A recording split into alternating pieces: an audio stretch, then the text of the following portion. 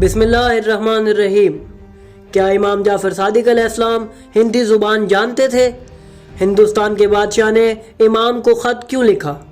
امام علی نقی علیہ السلام نے ہندی زبان میں کیوں گفتگو کی؟ اگر آپ انہی سب سوالات کے جواب جاننا چاہتے ہیں تو جڑے رہیے ہمارے ساتھ اس ویڈیو میں۔ ناظرین، ہندوستان کی زمین کئی تہذیبوں کا مسکن ہے اور بہت سے مذاہب ایسے ہیں جن کا آغاز بھی اسی زمین سے ہوا۔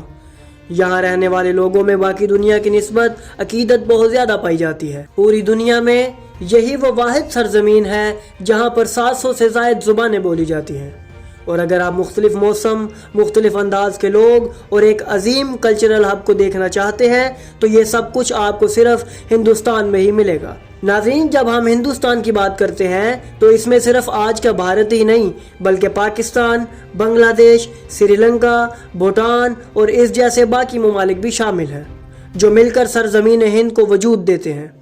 یہی وہ زمین ہے جہاں آپ کو تاریخ، ثقافت، زبان و ادب اور موسیقی سے محبت کرنے والے لوگ ملیں گے۔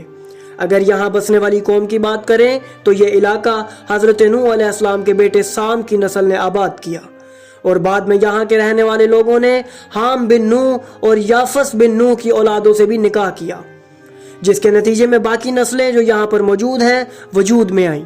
ناظرین، آج کی اس ویڈیو میں ہم آپ کو چند نایاب معلومات فراہم کریں گے جو اس سرزمین ہندوستان کے متعلق ہوں گی۔ ہم آپ کو تاریخ کے ایک ایسے پہلو سے آشنا کریں گے جو کہ صرف کتابوں کی حد تک موجود ہے اور اس پر بہت کم بات کی جاتی ہے۔ یعنی آج ہم آپ کو اہل بیت اور ہندوستان کے مابین ایک ایسے رشتے سے آگاہ کریں گے جو تاریخ کی گرد میں کہیں گم ہو گیا ہے۔ ناظرین، اس کائنات کی سب سے بڑی حقیقت اللہ تعالیٰ کی ذات ہے جو ہمیشہ سے زندہ ہے اور سب کچھ جانتی ہے اور تمام کائنات کا نظام سنبھالے ہوئے ہے، مگر وہ ذات کبھی بھی مجسم نہیں ہو سکتی کیونکہ اس کی شان کے خلاف ہے کہ ایسا امر انجام دے جس سے اس کے اور مخلوق کے مابین فرق ختم ہو جائے۔ اس لیے اس ذات نے مخلوق کی ہدایت کے لیے ایسے لوگ بھیجے جنہیں اس نے اپنا مظہر قرار دیا اور انہیں یہ ذمہ داری دی کہ وہ اس کائنات میں اس کے ہونے کا ثبوت دیں اور اس ذات کے متعلق اٹھنے والے تمام شبہات کا جواب دیں۔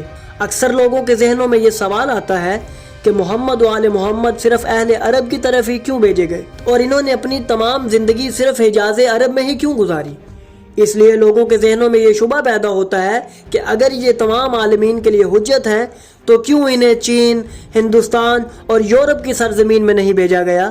تو ناظرین، ہم آپ کو بتاتے چلیں کہ جب ہم دنیا میں موجود ہر تہذیب کا مطالعہ کرتے ہیں تو ہمیں ہر قوم اور ہر نسل میں ان کا ذکر ملتا ہے، اور جب ہم کتب و تفاسیر کا مطالعہ کریں تو ہمیں نظر آتا ہے کہ ان ہستیوں کی خدمت میں پوری دنیا سے لوگ آیا کرتے اور اپنے معاملات کا حل طلب کرتے۔ اسی طرح ہم آپ کو اپنی گزشتہ ویڈیو میں یہ بات بتا چکے ہیں کہ کس طرح ان ہستیوں کی خدمت میں چین کے لوگ حاضر ہوئے اور اپنے مسائل کا حل مانگا، اور اہل بیت نے انہیں چینی زبان میں ہی جواب عطا کیا۔ اسی طرح آج کی اس ویڈیو میں ہم آپ کو اہل بیت کا ہندی زبان میں کلام دکھائیں گے کہ کس طرح انہوں نے ہند سے آئے ہوئے شخص سے اس کی زبان میں بات کی۔ ناظرین، اکثر لوگوں کے ذہن میں یہ شبہ آیا ہوگا کہ اہل بیت تو عرب میں رہتے تھے تو انہیں ان زبانوں پر دسترس کیسے حاصل تھی؟ تو اس کا جواب یہ ہے کہ یہ ہستیاں اللہ کی مظہر ہیں اور اس مخلوق پر حجت ہیں، اور امام محمد باقر علیہ السلام کا فرمان اقدس ہے کہ حجت کبھی مخلوق کی زبان سے غافل نہیں ہوتی، اور کئی کتابوں میں امام جعفر صادق علیہ السلام کا یہ فرمان بھی موجود ہے کہ اللہ نے ایک ایسا شہر خلق کیا ہے جہاں 70,000 سے زائد زبانیں بولی جاتی ہیں، اور میں جعفر ابن محمد ان تمام زبانوں کو جاننے والا ہوں۔ اس لیے جب بھی اس دنیا کے کسی کونے سے کوئی شخص ان کی خدمت میں حاضر ہوتا تو یہ ہستیاں اسے اسی کی زبان میں جواب دیا کرتی تھی۔ ناظرین، اب ہم آپ کو امام جعفر صادق علیہ السلام کا وہ واقعہ سناتے ہیں جس میں انہوں نے ہند سے آئے شخص سے کلام کیا۔ امام موسیٰ کاظم علیہ السلام سے روایت ہے، وہ فرماتے ہیں کہ ایک مرتبہ میں اپنے والد امام جعفر صادق علیہ السلام کی خدمت میں موجود تھا۔ بس اتنی دیر میں ہمارے دوستوں میں سے ایک دوست آیا اور کہنے لگا کہ دروازے پر بہت سے سوار کھڑے ہیں اور وہ آپ سے ملنے کے خواہش مند ہیں۔ میرے والد نے مجھ سے فرمایا کہ جا کر دیکھو کہ وہ کون لوگ ہیں۔ میں نے باہر جا کر دیکھا تو بہت سے اونٹوں پر صندوق لدے ہوئے تھے اور ان کے سامنے ایک شخص گھوڑے پر موجود تھا۔ میں نے ان سے پوچھا کہ تم کون ہو؟ اس نے بتایا کہ میں ہندوستان کا رہنے والا ہوں اور امام جعفر صادق علیہ السلام سے ملنے کا خواہش مند ہوں۔ میں نے اس کا پیغام اپنے والد کو سنایا۔ امام جعفر صادق علیہ السلام نے فرمایا میں اس نجس خائن شخص سے ملنا ہی نہیں چاہتا۔ وہ شخص دیر تک دروازے پر موجود رہا۔ آخر کار محمد بن سلیمان کی سفارش پر امام نے اندر آنے کی اجازت دی۔ وہ اندر آیا اور اس نے امام سے ہندی زبان میں کہا، اللہ آپ کی صلاحیتوں میں اضافہ کرے، میں ہندوستان سے آیا ہوں اور بادشاہ کا خط بھی میرے پاس ہے، مگر میرا جرم کیا ہے؟ کیا آپ نے مجھے باہر رکھا؟ کیا آپ مہمانوں کے ساتھ یہی سلوک کرتے ہیں؟ امام نے اسے ہندی زبان میں فرمایا، تمہیں اس کی وجہ کچھ دیر میں معلوم ہو جائے گی۔ امام نے اس سے کہا کہ وہ خط پڑھ کر سنائے۔ اس خط میں کیا لکھا ہے؟ اس خط میں لکھا تھا، یہ خط جعفر ابن محمد کی طرف ہے جو ہر ناپاکی سے پاک ہے اور اسے شاہ ہند کی جانب سے روانہ کیا جاتا ہے۔ اللہ آپ کے ذریعے مجھے ہدایت دے اور میں آپ کی طرف ایک کنیز روانہ کر رہا ہوں اور اس کے ساتھ بہت سے زیورات بھی، اور میں اپنے سب سے بااعتماد شخص کے ہاتھ میں یہ تحائف آپ کی جانب روانہ کر رہا ہوں، بس آپ اسے قبول فرما لیں۔ امام نے خط سن کر قاصد کو ہندی زبان میں کہا، اے خیانت کار، اسے واپس لے جا، یہ کنیز قبول کرنے کے لائق نہیں، تو نے امانت میں خیانت کی ہے۔ اس شخص نے حلف اٹھایا کہ اس نے کوئی خیانت نہیں کی۔ امام نے اس سے کہا کہ اگر تیرا یہ کپڑا گواہی دے تو کیا قبول کر لے گا؟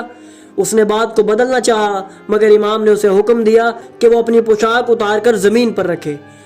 پھر امام نے 2 رکعت نماز ادا کی اور اللہ سے دعا کی کہ اس کپڑے کو قوت گویائی عطا فرمائے تاکہ لوگ اس کی گفتگو کو سمجھیں۔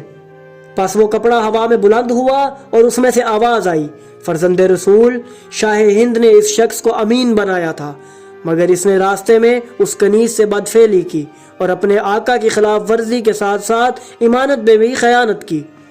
جب وہاں موجود لوگوں نے یہ واقعہ دیکھا تو ہندی آپ کے پاؤں میں گر گیا، تو کہنے لگا کہ آپ یہ سب بادشاہ کو مت بتانا ورنہ میں خطرے میں پڑ جاؤں گا۔ امام نے اسے اسلام لانے کی دعوت دی مگر اس نے قبول نہ کی، لہذا امام نے اسے کنیز سمیت واپس جانے کا حکم دیا مگر باقی تحائف قبول کر لیے۔ کچھ عرصے بعد اسے ہندی بادشاہ کی طرف سے آپ کو خط ملا کہ اے فرزند رسول، میں آپ کے ہاتھ پر اسلام قبول کرتا ہوں، کیونکہ جیسے ہی وہ قافلہ میرے پاس آیا انہوں نے مجھے تمام واقعے سے خبردار کر دیا تھا، جس سے میرے لیے ہدایت کا رستہ واضح ہو گیا۔ پھر وہ بادشاہ عرب آیا اور امام جعفر صادق علیہ السلام کی خدمت میں رہنے لگا۔ اسی طرح تاریخ میں ایک واقعہ امام علی نقی علیہ السلام کے زمانے کا بھی موجود ہے، جس میں امام کے پاس ایک شخص آیا اور امام نے اسے ہندی زبان میں کلام کیا۔ ناظرین، اہل بیت نے اس دنیا کے ہر گوشے سے آنے والے شخص سے ملاقات کی اور انہیں انہی کی زبان میں جوابات ارشاد فرمائے۔ ہم آپ کی خدمت میں اہل بیت کے ان نایاب واقعات کو بیان کرتے رہیں گے جن میں انہوں نے ایسے رازوں سے مخلوق کو آگاہ کیا جنہیں صرف اللہ کی حجت ہی بیان کر سکتی ہے۔ انہوں نے کئی زبانوں میں گفتگو فرمائی۔ ہم آپ کو آنے والی ویڈیوز میں بتائیں گے کہ کس طرح امام علی علیہ السلام اور دیگر ائمہ کو پوری دنیا میں کن ناموں سے یاد کیا جاتا ہے۔ بس یہی سب جاننے کے لیے ہمارے ساتھ جڑے رہیے، اور اگر آپ کو یہ ہماری کاوش اچھی لگی تو ہماری ویڈیو کو لائک کریں، ہمارے چینل کو سبسکرائب کریں اور بیل آئیکن کو بھی دبا دیں تاکہ آپ کو ہماری آنے والی مزید ویڈیوز ملتی رہیں اور آپ علم سے مستفید ہوتے رہیں۔